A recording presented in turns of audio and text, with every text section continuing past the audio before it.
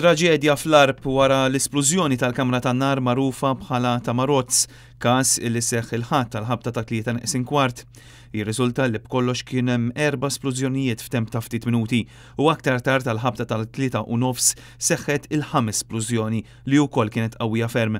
Dan l-istazzjon kien min tal-ewwel li wasal fil-post tal-esplużjoni. Minn dak il-ħin tal-esplużjoni hawnhekk fl-Arb għandex il-ħidma biex jinstabu l-persuni nieqsa da ma waqfitx. Fil-fatt s'issa ġew ikkonfermati 3 il-mejta u għadha dejja tfittxija għal 4 persuna. L-iżgħar persuna li kienet fil-kamra tan-nar huwa Brian Portelli ta' 26 sena, ners minn Nadur, u l-persuni l-oħra huma Giuseppe Cini, George Gatt u Mario Gauci. Immedjat kien ir-rispons tal-membri tad-Dipartiment tal-Protezzjoni Ċivili u l-Pulizija illi waslu fil-post flimkien ma' ambulanza.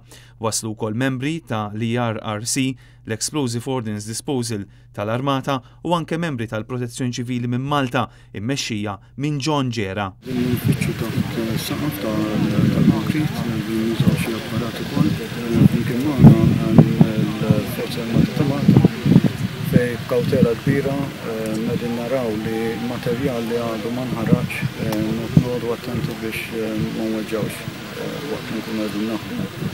L-operazzjoni issa daħlet mhux ħażin qegħdin mexxin tajjeb ukoll bil-ħin peress li qegħdin nagħmlu xi saqaf.